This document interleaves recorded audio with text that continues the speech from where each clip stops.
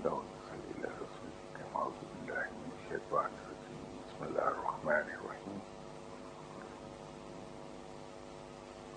تصوف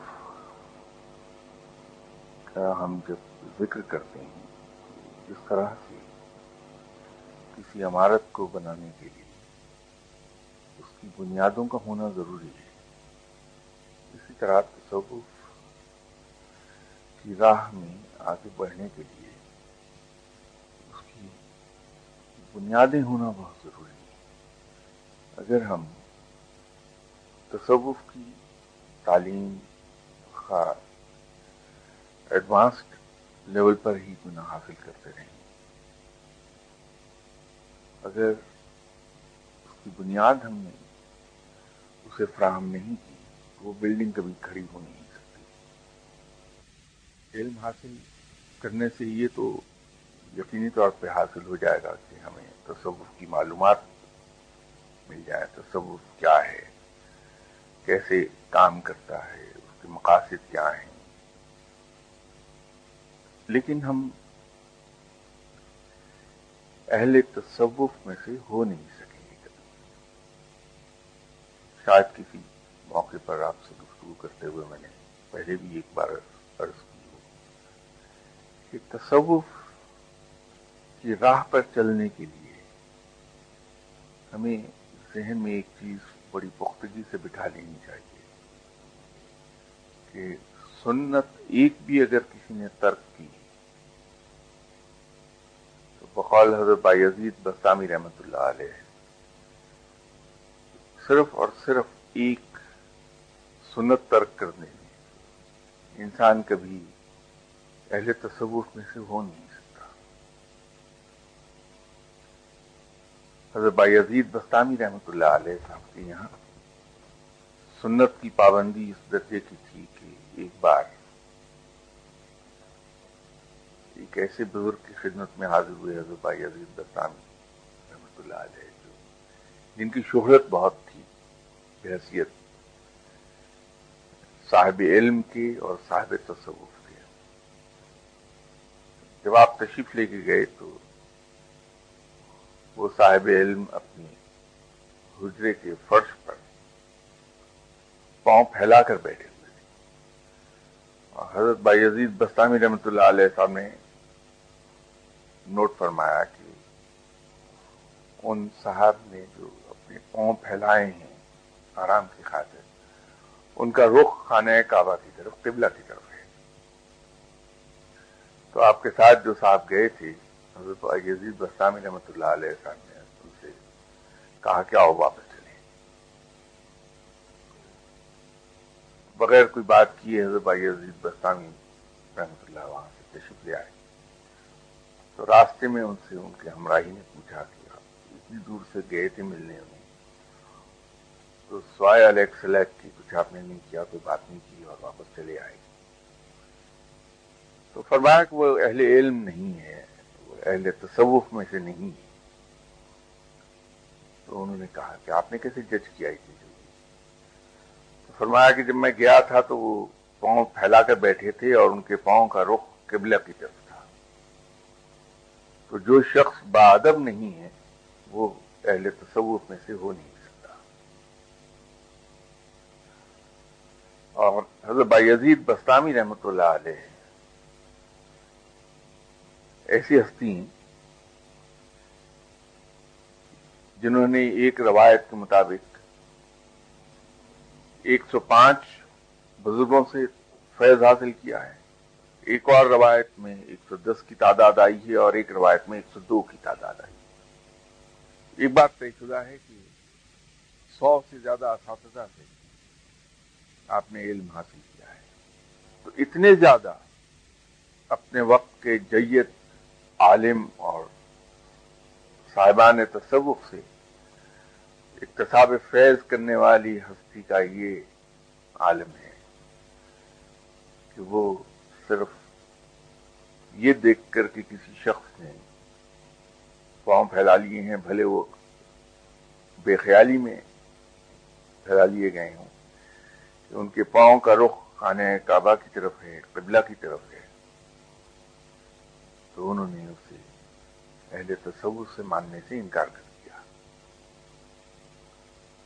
اس سے اندازہ کر لیجئے کہ میں اکثر و بیشتر آپ سے عرض کرتا رہتا ہوں کہ صاحب تصوف سے متعلق علم یا علم التصوف آپ حاصل ضرور کیجئے، لیکن اس طرح سے ہم حاصل کریں اس علم کو اس کا فائدہ بھی ہمیں کچھ مل سکے۔ تصوف کی راہ پر چلنے سے جو مختلف مقامات آتے ہیں، مختلف مشاہدات ہوتے ہیں، واردات ہوتی ہیں،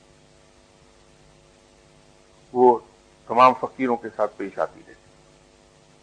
اس میں ایک راہ ایسی بھی آ جاتی ہے، اگرچہ وہ ارلی ہے، بہت شروع کی سٹیجز میں ہے، گرچہ لوگ کئی سے بہت بڑی کرامت بنا کر پیش کریں گے، در حقیقت وہ بڑی ابتدائی وارداتوں میں سے واردات ہے۔ یہ جو میں واردات لفظ استعمال کرتا ہوں یہ تصوف کی ٹرم ہے، ادروائز خدا خاصہ میرا مطلب کوئی چوری اور ڈکیتی کی واردات سے نہیں۔ یہ واردات بڑی ابتدائی سٹیج میں انسان اسے فیس کرتا ہے۔ وہ یہ ہے کہ انسان شاور کے نیچے کھڑا ہے اور شاور پورے پریشر اور پوری مقدار میں پانی اس کے جسم پر گر رہا ہوتا ہے، لیکن جسم قطعی طور پہ خشک رہتا ہے، گرچہ یہ کیفیت بہت شارٹ لیوڈ ہوتی ہے، بڑی جلدی یہ مقام گزر جاتا ہے،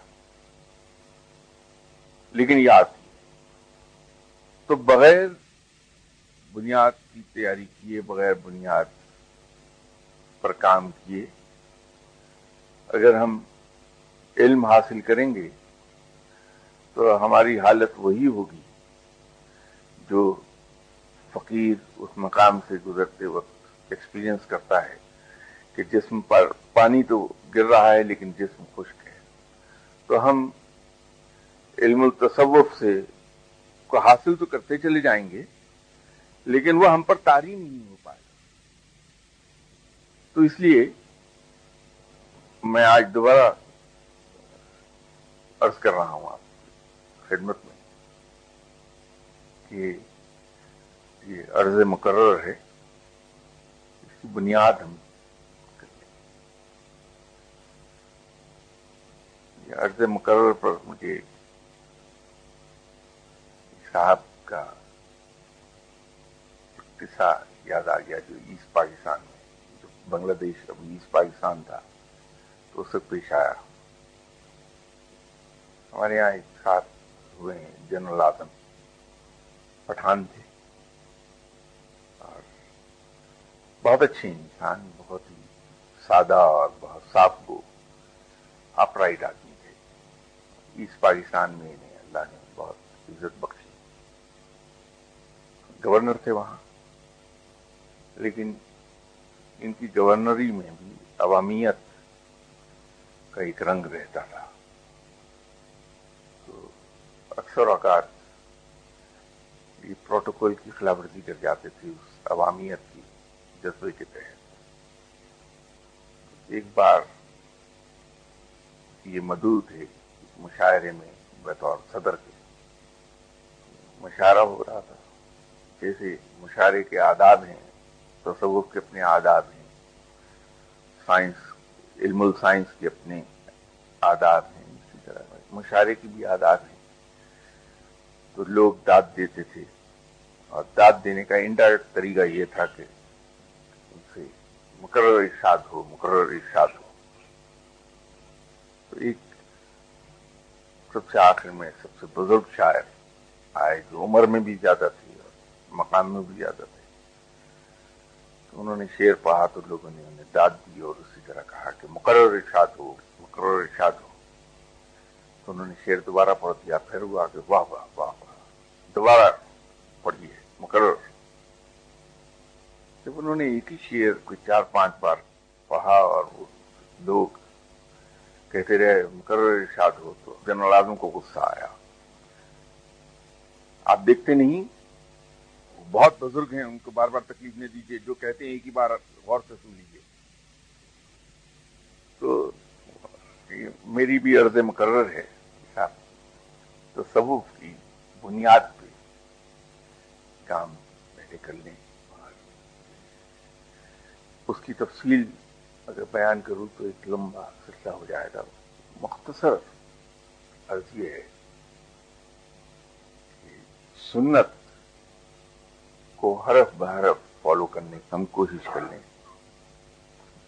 گناہگار ہیں ہم لوگ، دنیا دار ہیں، بہت سی ہماری مجبوریاں ایسی آ جاتی ہیں، گرچہ ان کو بہانہ نہیں بنایا جانا چاہیے، لیکن پریکٹیکل ڈیفیکلٹی کچھ ایسی ہوتی ہے بعض اوقات کہ کئی چیزوں پر سنت کو ہم فالو نہیں کر پاتے.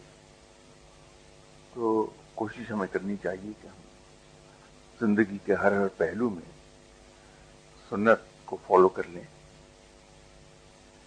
اور جس حد تک ہم سے ہیومنلی پاسبل ہے ہمارے لیے ہم اس کو فالو کرتے چلے جائیں.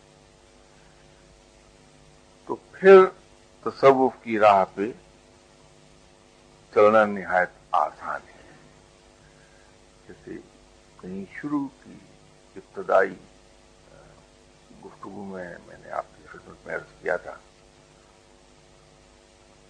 کہ ہم ایک چیز کو عادت بنا لیں اور آہستہ آہستہ یہی عادت پھر ہماری فطرت ثانیہ جس کو ہم سیکنڈ نیچر کہتے ہیں، یہ سیکنڈ نیچر میں تبدیل ہو جائے گی. تصوف کی راہ میں جو چیز ہمیں سب سے زیادہ تنگ کرتی ہے اور کرے گی وہ ہماری انا ہے. یہ ساری عمر ساتھ رہے گی، یہ جان نہیں چھوڑتی. اور لطف یہ ہے کہ انسان بار بار اس دھوکے میں آتا ہے کہ میں نے اپنی انا کچل دیا ہے. اب یہ جو احساس ہے کہ میں نے اپنی انا کو کچل دیا، یہ انانیت سے بھی خوفناک مرض ہے. یہ تکبر ہی کی ایک فارم ہے. تو تکبر تو تصوف کو ایک لمحے میں نکل جاتا ہے.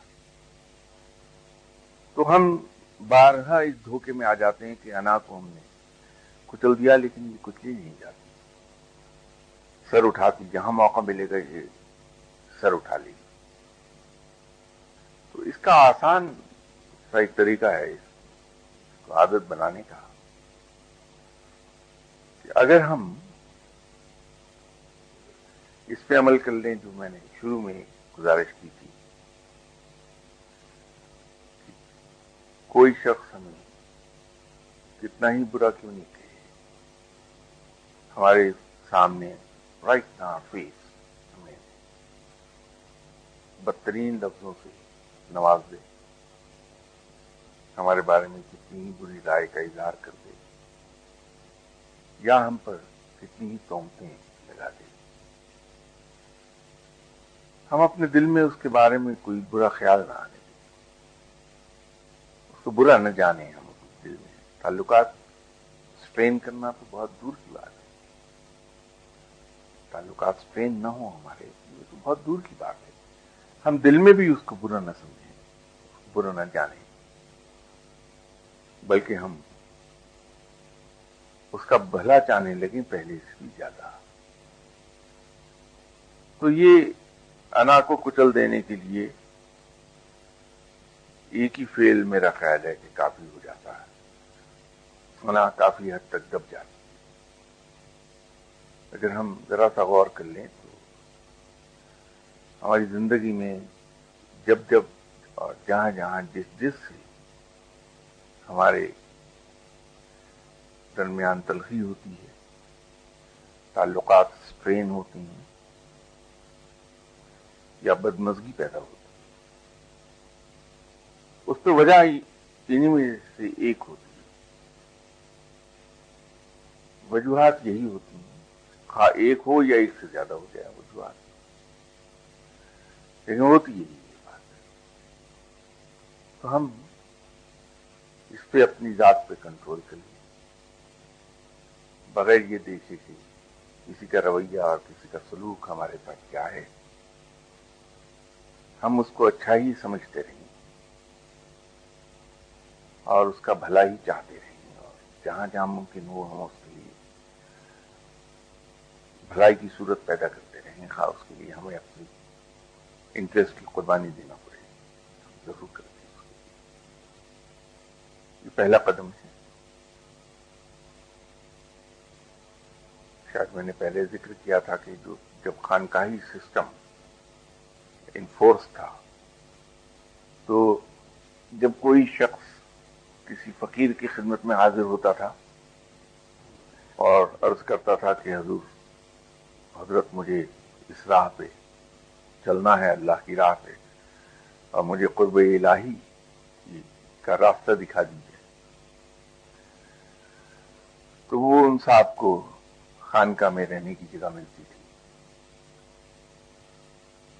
جو بندہ 2-4 دن رہنے کے دوران جب انڈر آبزرویشن ہوتا تھا، تو جو بھی انسان اس آبزرویشن میں پاس ہو گیا تو وہ بزرگ سب سے پہلے ان حضرت کے ساتھ یہ سلوک کرتے تھے، ان کے سر پر اس طرح پروا دیا جاتا تھا۔ تو سر پر اس طرح پھرنے سے عاجزی پیدا ہوتی، انانیت پہ، اس کی انا پہ چوٹ لگتی، وہ انا کو ختم کرنے کی طرف پہلا قدم اٹھا تھا۔ پھر اس سے خدمت لی جاتی تھی کہ جو اس خانقاہ میں وزٹرز ہیں ان کے جوتے سیدھے کرنے پہ ڈیوٹی لگا دی جاتی تھی۔ یہ چونکہ انڈیا اسینشلی ہندو معاشرہ تھا، اکثریت تھی ان کی، تو اس لیے ہندو کلچر کا غلبہ رہا۔ ہندو کلچر کے اندر یہ ذات پات اور ایسی چیزیں، اس کی بنیاد پیشے پر بھی رہی ہے۔ ہندو معاشرے میں کچھ پیشوں کو بہت حقیر سمجھا جاتا ہے، اور سب میں زیادہ حقیر کام یہ گنا جاتا ہے کہ لوگوں کی جوتے سیدھے کیے جائیں۔ تو جب وہ آدمی irrespective of his status and his financial status, social status, financial status, اس کو جوتے سیدھے کرنے پہ لگا دیا جاتا تھا۔ جو جوتے سیدھے کرتا تھا تو پھر اس کی انا کافی کچھ لی جاتی تھی اس کی جوتے سیدھے کرنے میں، کیونکہ جوتے جب سیدھا کرتا تو جوتے سیدھے صرف یہی نہیں کہ آپ نے جوتے اتارا تو آپ کا ایک پاؤں کہیں گیا دوسرا کہیں گیا تو اس کو اکٹھا کر کے رکھ دیا، ایسا نہیں، بلکہ اس زمانے میں پیدل سفر ہوتا تھا، تو جو آدمی سفر کر کے آتا تھا تو اس کے جوتے گرد و غبار میں اٹے ہوتے تھے، کیچڑ لگا ہوتا تھا، تو ان کو باقاعدہ وہ صاف کرتا تھا، اور صاف کرنے کے بعد اس کا رخ پھر باہر کی طرف کر کے تو دہلیز کے قریب رکھ دیتا تھا، تاکہ جب اندر سے وہ مہمان مل کر آئے تو جاتے ہوئے اسے جوتا سیدھے رخ پڑا ہوا ملے تو پہن کر چلا جائے، سہولت ہو جائے اسے۔ تو جب کوئی شخص یہ کام کامیابی سے کرتا رہتا تھا تو وہ پھر 2-4 سال کے بعد پھر اس کی ڈیوٹی جھاڑو دینے پہ لگا دی جاتی کہ خانقاہ کی صفائی کرے گا یہ بندہ۔ اگین یہ جھاڑو دینا ہندو معاشرے میں خاصا کمتر کام دینا جاتا ہے، تو یہ کام وہ کرتا تھا۔ جب 2-4 سال یہ کام کامیابی سے کر لیتا تھا تو پھر اس کے ذمے ڈیوٹی لگتی تھی جو لنگر کے جھوٹے برتن ہیں ان کو دھویا جائے، اور یہ خاصا مشکل کام ہے۔ یہ ڈیوٹی میں نے بھی نہیں کی تھی، हालात ही ऐसे थे कि ये नौबत आई ही नहीं कभी कि लोगों के झूठे बर्तन धोता मैं। मुर्शिद साहब जिन्होंने मुझ पर नजर करम फरमाई, मैं पता नहीं उनसे ले सका या नहीं ले सका, ये तो मैं नहीं जानता, लेकिन उन्होंने मुझ पर नजर करम फरमाई थी, मेहरबानी फरमाई, और मुझे उन्होंने इंसान बनाने की कोशिश की। यूं कहिए इंसान से आदमी बनाने की कोशिश की थी। वो और बात है कि मैं आदमी आज तक न बन सका, तो वो भी कुछ लिहाज कर जाते थे मेरा, मेहरबान थे, बहुत मोहब्बत वाले। मैंने एक दो बार तकल्फन उनसे अर्ज भी किया कि हुजूर मैं धोता हूं बर्तन, कि नहीं तुम रहने दो,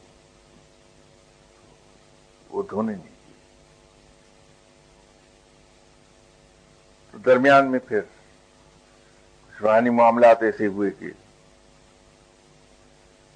गालिबन मेरी ये जो ट्रेनिंग की कमी थी, ये 3 चीजें कम रह गई थी मेरी उसमें। ना तो मैंने अपने हाथ से पका के लोगों को खाना खिलाया था, ना लोगों को अपने हाथ से सर्व किया था, और ना ही लोगों के झूठे बर्तन धोए थे। तो फिर मामलात कुछ ऐसे हुए कि मुझे ऐसी हालात में डाल दिया गया और मेरे मेहमान बना दिए गए। उन हालात में कोई 18 से 20 आदमी रोजाना शाम के वक्त, कि वहां मैं पके पकाए खाने लाने पे कादिर रहा ही नहीं। मुझे परफोर्स मजबूरन फिर खाना पकाना पड़ा। तो किचन में तो कभी गया नहीं था मैं, रास्ता ही नहीं मालूम था कि घर में किचन का रास्ता है किधर को, लेकिन उसके बावजूद खाना मैंने क्या पकाना था, तो नाम भी नहीं सही आते थे उस वक्त, और ना ये पता था कि क्या चीज कैसे बनेगी। मैंने कहा कि अच्छा एक काम करते हैं, अपने मुर्शिद साहब को फॉलो करते हैं। तो अपने मुर्शिद साहब को पकाते देखा था। तो वो इसमें कुकिंग यूटेंसिल में उसको क्या कहते हैं, डेगची, उसके अंदर गोश्त डाला, जितनी मिर्चें हाथ लगी वो उसमें डाल दी, जितना नमक हाथ लग गया वो उसके अंदर चला गया।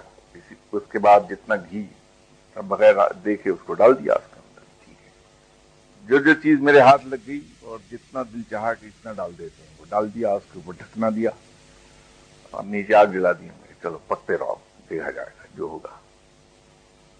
तो आधे घंटे के बाद जो 2-4 बार चम्मच से उसमें हिलाया, तो मुझे नहीं मालूम कि वो इतना तो मुझे पता है कि जब उसको मैंने देगची में डाला था तो वो गोश्त था, लेकिन जब पक के तैयार हुआ तो समझ में नहीं आ रहा था कि है क्या भला। तो हमने कहा चलो जो है देखते हैं। लोग भले थे, मेरे मेहमान बड़े थे, उनके सामने ले जाके उसी तरह देगची रख दी और वो चम्मच उसी में, हमने कहा खाइए जनाब, बिस्मिल्लाह कीजिए। तो उन लोगों के भले होने का सबूत इससे बड़ा और क्या होगा। उन बेचारों ने मेरा दिल रखने के लिए खूब दिल खोलकर तारीफ की कि बहुत मजे का है। यहां बैठे हुए डॉक्टरान में से एक डॉक्टर साहब, क्योंकि भी मेरे 10 दिन मेहमान हुए उन्हीं दिनों में उसी मुल्क में जहां था मैं, तो इन्होंने भी मेरे हाथ का पका खाया। तो ये भी भले आदमी ही कि इन्होंने भी कहा कि मजा आ गया खा के। तो वो तो मेरा दिल जानता था कि क्या मजा आ रहा होगा इनको, ये बेचारे तकल्लुफ से हमारे बोल नहीं रहे हैं। तो वो बात जरा सी दूर निकल गई कि पकाना तो इतना शायद दुश्वार नहीं नजर आया मुझे, लेकिन जो पहली मर्तबा, ये मैं आपसे अर्ज कर रहा हूं कि अना कैसे मरती है आदमी। तो मेहमानों के सामने खाना पेश किया और उनके झूठे बर्तन उठाए। एक तो उन झूठे बर्तनों को उठाने के लिए अपने ऊपर जो जबर चाहिए उसका उस दिन अंदाजा हुआ कि ये अना कैसे कुचली जाती है। और फिर जब उनको मैंने सिंक में रखा और धोने लगा झूठे बर्तनों को, है तो ये मायूब बात, लेकिन उसमें मुझे आर नहीं अपनी खामी को बयान करने में। तो उस प्लेट को मैं हाथ से पकड़ना नहीं चाहता था, झूठी। मुसलमान भाई थे मेरे, जिनकी झूठी प्लेट थी वो, چونکہ یہ کام کیا نہیں، اس وقت عمر بھی میری خاصی ہو چکی تھی، تو میں نے ٹیشو پیپر لے کے اس سے پلیٹ کو ایک کونے سے پکڑا، اس کو نل کے نیچے رکھ کے تو اس پہ پانی کھول دیا پریشر سے، کچھ تو اس سے صاف ہو گیا پانی کے پریشر سے، بقایا ایک اور ٹیشو پکڑا اور اس سے پلیٹ کو پہلے صاف کیا، اس کے بعد نل کے نیچے رکھ کے پھر اس پہ، تو وہ برتن جو میں نے دھوئے، میرا خیال ہے تو 6-7 گھنٹے میں نے دھو لیے تھے 18 آدمیوں کے برتن سب۔ لیکن جس طرح انا کچلی گئی، اس وقت پتا چلا کہ یہ خانقاہ کے اندر جھاڑو دینے کے بعد جھوٹے برتن دھونے کی ڈیوٹی کیوں لگتی ہے، اس سے انا کافی حد تک کچلی جاتی۔ اس کے بعد پھر جب جھوٹے برتن دھونے کی ڈیوٹی آدمی کامیابی سے مکمل کر لیتا تھا، تو پھر مہمانوں کو سرو کرنے کی ڈیوٹی دی جاتی، کہ کھانا پیش کرے گا وہ مہمانوں کو، وزٹرز کو، اور اس کے بعد پھر کہیں جا کے لنگر تقسیم کرنے کی ڈیوٹی ملتی تھی، اور اس دوران 20 سال گزر گئے ہوتے تھے۔ یہ خدمت کرنے کے ساتھ ساتھ عبادات اور ذکر اذکار کا سلسلہ جاری رہتا تھا۔ تو جب آدمی لنگر تقسیم کرنے کی ڈیوٹی سکسیسفلی کر لیتا تھا 2-4 سال 5 سال، تو پھر کہیں اسے مجاہدوں پر لگا دیا جاتا تھا، اسے مجاہدے کرائے جاتے تھے، اور پھر اسے خلافت عطا ہو جاتی۔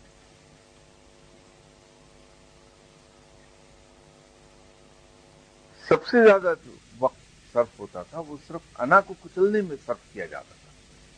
مرشد اپنے شاگرد کی انا کو کچلنے، کیونکہ جس طرح ایک وقت میں نے عرض کیا تھا کسی گفتگو میں کہ علم کا دے دینا مرشد کے لیے دشوار نہیں ہے، وہ عطا کر سکتا ہے، وہ عطائے مرشد کہلائی،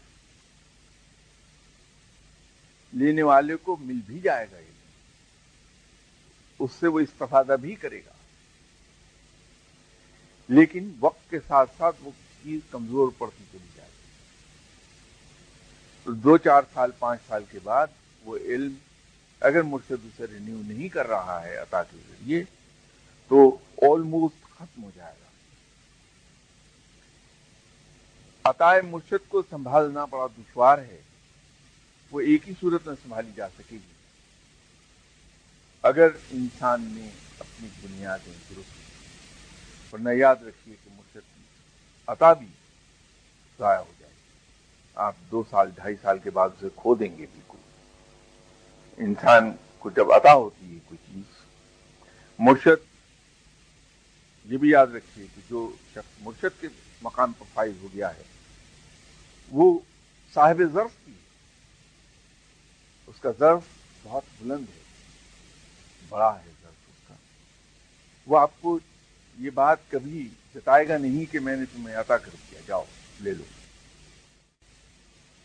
یہ اس کی اعلی ظرفی کے خلاف ہوگی یہ بات کہ وہ کبھی آپ کو جتا دے کہ میں نے آپ کو عطا کی۔ تو لینے والا اگر خود چھوٹا آدمی ہے ذہنی طور پر، اللہ مجھے معاف فرمائے، میں کسی اور سینس میں چھوٹا نہیں کہہ رہا ہوں، وہ کہنے کا مجاز نہیں کہ دنیا کا حقیر ترین شخص میں ہوں، ہر آدمی مجھ سے بلند ہے، اس لیے میں کسی کو چھوٹا اس سینس میں نہیں کہہ رہا، علمی لحاظ سے چھوٹا ہے، اس کے پاس علم نہیں ہے، کہ اس کے پاس اگر علم نہیں تو اس کے پاس عقل نہیں، کیونکہ عقل آتی ہے علم سے، علم کا اگلا درجہ عقل کا ہے، اور ایسنس آف وزڈم خود رب ہے۔ یہ یاد رکھیے گا کہ رب حاصل اس وقت ہوگا جب علم ہوگا، اور جب علم آئے گا تو عقل ملے گی، عقل ملے گی تو ایسنس آف عقل، ایسنس آف وزڈم آ جائے گی، وہ خود رب ہے۔ تو وہ کیونکہ کم علم ہے، چیزوں کو سمجھتا نہیں ہے، وہ یہ بھانپ ہی نہیں پائے گا کہ یہ عطا تھی میرے مرشد، ضائع کر دے گا۔ تو بنیاد اگر اس کے پاس موجود ہے تو پھر جب مرشد اسے عطا کرتا ہے کچھ تو اسے سنبھال لے گا، کیونکہ بنیاد موجود ہے، اسے ڈیولپ کر لے گا۔ اگر آپ کاروبار کے بنیادی اصول جانتے ہیں، کاروبار کرنا سمجھتے ہیں، کاروبار کرنا آتا ہے آپ کو، لیکن سرمایہ نہیں ہے، تو اگر آپ کے والد نے، آپ کے کسی عزیز رشتہ دار نے آپ کو سرمایہ فراہم کر دیا ہے، توفتاً دے دیا، تو آپ اپنا کاروبار سیٹ اپ کر لیں گے، چلا لیں گے۔ یا کوئی اگر آپ کے والد یا آپ کا کوئی عزیز رشتہ دار آپ کو چلتا ہوا کاروبار اپنا دے دے گا توفتاً، تو آپ چلا لیں گے، کیونکہ اس کے بنیادی اصول جانتے ہیں، آپ کاروبار کرنا جانتے ہیں، آپ کو آتا ہے کاروبار۔ لیکن اگر کسی لا علم شخص کو وہی تحفہ دے دیا جائے گا کاروبار کا، تو اس چلتے ہوئے کاروبار کو کچھ عرصے میں تباہ کر دے گا۔ یہ ایگزیکٹلی میں نے ہی یہ مثال منطبق ہوگی تصوف کی عطا پر۔ تو بنیاد کا ہونا بڑا ضروری ہے، اور بنیاد آپ کی ہماری بن پائے گی جب ہماری انا کچھ کی جائے، پھر ہم بڑی آسانی کے ساتھ آگے چل سکتے ہیں۔ ادروائز یہ یاد رکھیے کہ شیطان قدم قدم پر ہمیں بہکاتا رہے گا اور ہمیں مختلف خوش فہمی میں مبتلا کر دے گا۔ وہ خوش فہمیاں در حقیقت ہمیں تکبر تک لے جائیں گے۔ جیسے میں نے ایک بار پہلے جناب حضرت پیران پیر غوث الاعظم دستگیر صاحب کی مثال دی تھی کہ ایک بار شیطان ان کے پاس فرشتے کے روپ میں حاضر ہو گیا اور کہا کہ حضرت میں اللہ کا بھیجا ہوا فرشتہ ہوں اور آپ کو ایک خوشخبری دینے آیا ہوں کہ پروردگار نے آپ کی عمر بھر کی عبادت سے خوش ہو کے آپ کو نماز معاف فرما دی۔ تو حضرت پیران پیر غوث الاعظم دستگیر صاحب نے آدھا منٹ سوچا اور فوراً لاحول پڑھی اور کہا کہ دور ہو جا مردود، تو مجھے بہکانے آیا ہے؟ نماز تو آپ صلی اللہ علیہ وسلم کو معاف نہیں ہوئی تو مجھے کہاں ہوگی؟ میں کیا بیچتا ہوں؟ شیطان ہنسا اس بات پر اور کہا کہ شکر کیجیے آپ کے علم نے آپ کو بچا لیا، ورنہ آج آپ گئے تھے۔ تو حضرت پیران پیر صاحب نے ایک بار پھر لاحول پڑھی، کہا کہ مجھے پھر بہکاتا ہے، مجھے میرے علم میں نہیں، مجھے میرے رب نے بچایا ہے۔ تو یہ دوسرا وار تھا جب اس نے کہا کہ شکر کریں کہ آپ کو آپ کے علم نے بچا لیا، کہ ان کو تکبر میں مبتلا کر رہا تھا۔ یہ تکبر کی ایک شکل ہوتی، یہ سوچنا کہ مجھے میرے علم نے بچا لیا، یہ تکبر کی ہی ایک شکل بن جاتی۔ تو شیطان مختلف رنگوں میں بہکائے گا، مختلف انداز میں بہکاتا ہے۔ اس سے بچنے کا آسان طریقہ یہی ہے کہ ہماری بنیادیں مضبوط ہو جائیں کسی طرح، اور بنیادیں مضبوط ہوں گی سنت پر عمل سے، وہ بنیاد وہی بنے گی۔ اور سنت پر عمل کے لیے پہلا قدم اٹھائیے، میں بھی پہلا قدم آپ کے ساتھ اٹھاتا ہوں کہ ہم اپنی انا کو کچل دیں، اور اس کو کچلنے کا وہی طریقہ ہے جو میں نے عرض کیا آپ سے، کہ ہم کسی شخص کو برا نہیں سمجھیں، برا نہیں جانیں، اس کے بارے میں ہماری رائے میں سوئی برابر کوئی فرق نہ آئے۔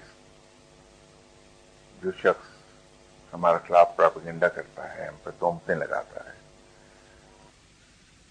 بھلے ناجائز ہی کیوں نہ کہنا کرو، تو ہم اسے تحمل اور بردباری سے درگزر کر جائیں، جیسا کہ آپ صلی اللہ علیہ وسلم کا وتیرہ رہا عمر بھر۔ آپ صلی اللہ علیہ وسلم کی حیات طیبہ کو اگر ہم دیکھیں، آپ کی سیرت مبارکہ کو ہم دیکھیں، تو آپ کی تمام ورچوز بہت اعلیٰ درجے کے ورچو ہیں۔ آپ اللہ کے بعد سب سے افضل ترین ہستی ہیں. تو اتنے اعلیٰ ورچوز میں جو چیزیں سب میں زیادہ نمایاں تھیں وہ درگزر، معاف کر دینا، تحمل اور بردباری تھی. تو ہم پہلا قدم اٹھاتے ہیں، اس کے بعد انشاءاللہ اگلی نشست میں دوسرے قدم کے بارے میں تفصیلی گفتگو ہوتی ہے.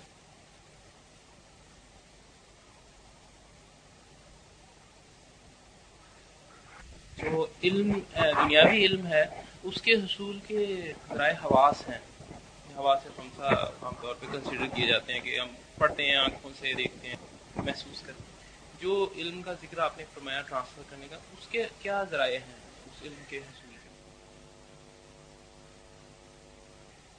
اس کے ساتھ ہیں، اور وہ ساتوں بڑی تفصیل سے یہاں کسی نشست میں ان کا ذکر ہوا، بلکہ 2-3 نشستوں میں صرف انہی پر گفتگو ہوتی رہی تھی.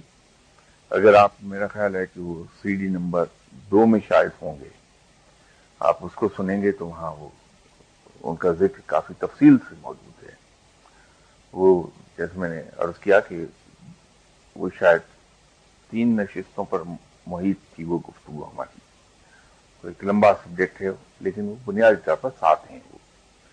تو اس کی تفصیل جتنی بھی ہے وہ آپ کو سی ڈی میں دیکھیں گے تو آپ کو مل جائے گی.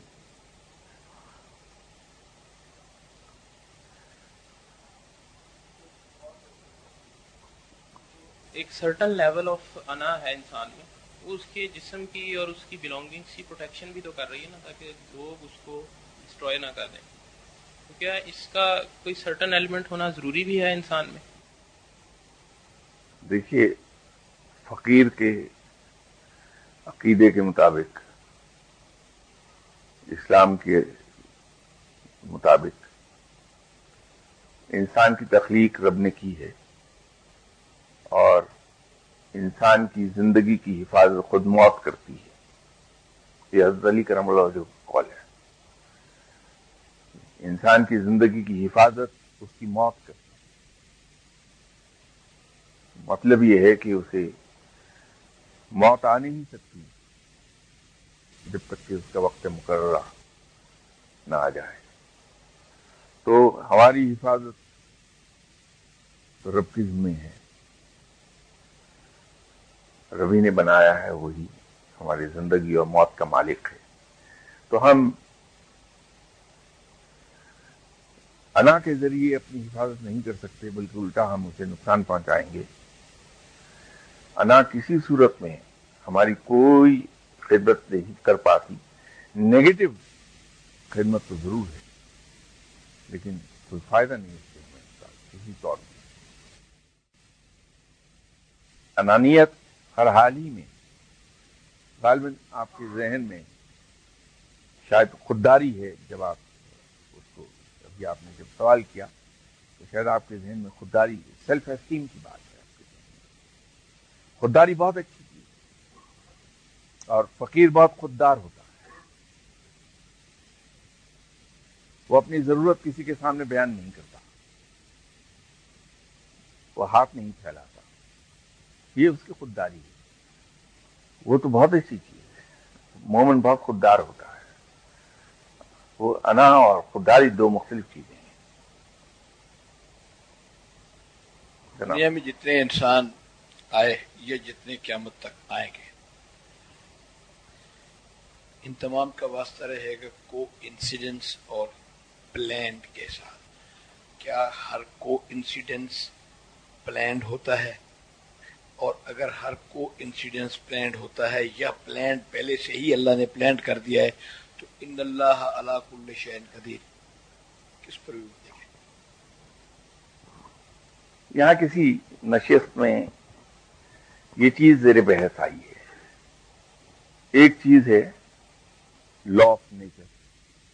اس کی مثال یہ ہے کہ اگر آپ یہاں سے اسلام آباد کے لیے روانہ ہوتے ہیں تو آپ دیکھتے ہیں کہ آپ کی گاڑی اس قابل ہے کہ نہیں ہے، اس میں کوئی نقص تو نہیں، راستے میں تنگ نہ کرے. جب آپ یہ انشور کر لیتے ہیں کہ آپ کی سواری بالکل ٹھیک حالت میں ہے، پھر سڑک کا پتہ کر لیتے ہیں آپ کہ سڑک کھلی ہے، اس پر کوئی کام تو نہیں ہو رہا، کہیں بند تو نہیں، یہ سارا کچھ پلان کر لیتے ہیں اور آپ چلتے ہیں. تو آپ اپنا جب تک پلان نہ تبدیل کر لیں یا اپنے رویے اور اپنے وتیرے میں فرق نہ ڈالیں تو آپ 3.5 گھنٹے میں اسلام آباد جا پہنچیں گے. یہ لا آف نیچر میں آ گیا کہ آپ نے جس چیز کے لیے پلان کیا، جس چیز کے لیے کوشش کی، جس چیز کے لیے احتیاطی تدابیر کی آپ نے، وہ آپ نے اپنا مقصد حاصل کیا. ایک مثال اس کی یہ ہے، سادہ ترین لفظوں میں یہ ہو سکتا ہے کہ آپ نے اگر گندم بوئی ہے تو گندم کاٹ لیں گے آپ، جتنی محنت کی ہے اتنا پھل لے لیں گے آپ کیکر کا درخت لگائیں گے تو کانٹوں سے واسطہ پڑ جائے گا آپ کا، آپ سیب کا درخت لگائیں گے تو آپ کو پھل مل جائے گا کھانے کو سیب. یہ تو لا آف نیچر کہلائے گا. اس کے اندر رہ کے ہم کچھ کام کر رہے ہوتے ہیں. اب ایک چیز کام کر رہی ہے بیہائنڈ دی کرٹن. اب رب کو یہ معلوم ہے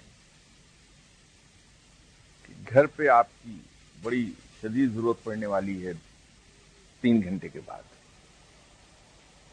وہ جانتا ہے، آپ کو نہیں پتا، مجھے نہیں پتا کہ 3 گھنٹے کے بعد کوئی اچانک ضرورت پیش آ جائے گی جس میں آپ کو اپنا رول پلے کرنا پڑے گا. تو آپ گاڑی میں بیٹھنے لگتے ہیں تو عین اسی وقت کوئی آپ کا عزیز ترین دوست آ جاتا ہے جسے آپ انکار نہیں کر سکتے.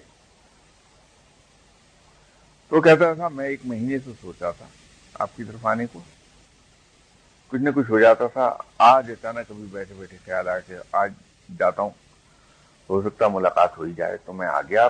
کیا کوئی انسیڈنس ہے کہ ادھر آپ گاڑی گیٹ سے باہر نکال رہے ہیں اور میں پہنچا ہوں؟ تو یہ تو بڑا اچھا ہو گیا. آپ کہتے ہیں یار ٹھیک ہے، میں اسلام آباد نہیں جا رہا، میں ادھر ہی بیٹھا ہوں، تو آؤ گپے مارتے ہیں. تو گھر میں آپ اس کے ساتھ بیٹھے ہیں، وہ چونکہ دیر کے بعد آیا ہے تو اس کے ساتھ مل رہے ہیں، اٹھ کے چلا گیا، اتنی دیر میں کوئی اور صاحب آ گیا ملنے کے لیے. تو 3 گھنٹے کے بعد وہ واقعہ پیش آ گیا جس میں آپ کی ضرورت ہے، آپ نے رول پلے کرنا ہے. تو آپ کہتے ہیں کہ بتائیے صاحب میں تو نکل گیا ہوتا اسلام آباد.